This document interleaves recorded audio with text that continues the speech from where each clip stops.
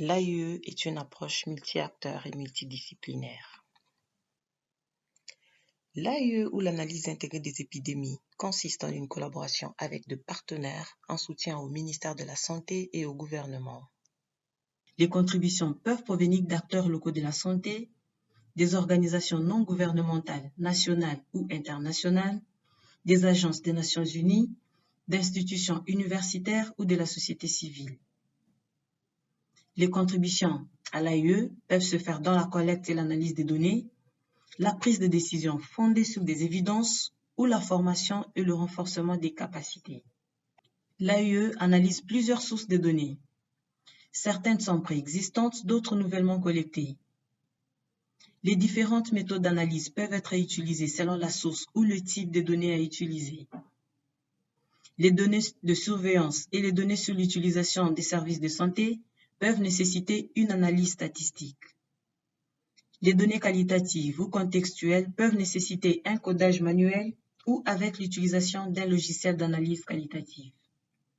Certaines données sont mieux analysées selon les modèles mathématiques, tandis que d'autres nécessitent des cartes.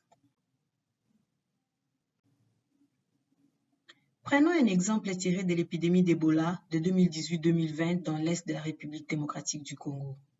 Pendant l'épidémie, le ministère de la Santé avait mis en place une cellule AIE ou une équipe comprenant des experts nationaux et internationaux. La cellule AIE avait enquêté sur un nombre plus élevé qu'attendu d'enfants âgés de moins de 5 ans infectés par le virus Ebola. Les données relatives aux soins de santé avaient montré que les enfants étaient rapidement amenés dans les structures sanitaires, mais que le virus Ebola n'était pas rapidement diagnostiqué. Les entretiens avec les parents avaient révélé que bon nombre d'entre eux ne reconnaissaient pas les symptômes d'Ebola. De même, les enquêtes menées auprès du personnel de santé montraient qu'une grande partie du personnel de santé avait des difficultés pour détecter les symptômes d'Ebola chez les enfants. Il y a eu donc un problème de reconnaissance du virus chez les enfants, que ce soit par les parents ou par le personnel de santé.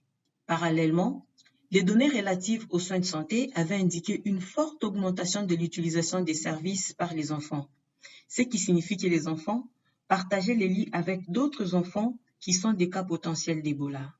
Les données issues des rapports du programme de prévention et de contrôle des infections avaient souligné que plus de 50% des établissements de santé ne disposaient pas des ressources nécessaires pour prévenir la transmission d'Ebola. Grâce à toutes ces sources de données différentes, la cellule AIE a pu être à mesure d'attribuer plus de cas d'Ebola que ceux attendus aux enfants, car la transmission se faisait d'enfant à enfant au sein des établissements de santé. Ces informations avaient permis aux acteurs de la riposte de l'épidémie de prendre rapidement des mesures spécifiques et ciblées. Il s'agissait notamment d'améliorer la formation et la promotion de la santé pour reconnaître les symptômes d'Ebola chez les enfants et d'augmenter les ressources pour la prévention de la transmission comme la promotion de la vaccination des enfants, la décontamination et la réduction du partage de lits. Pour en savoir plus sur l'AIE, veuillez sélectionner l'une de ces vidéos.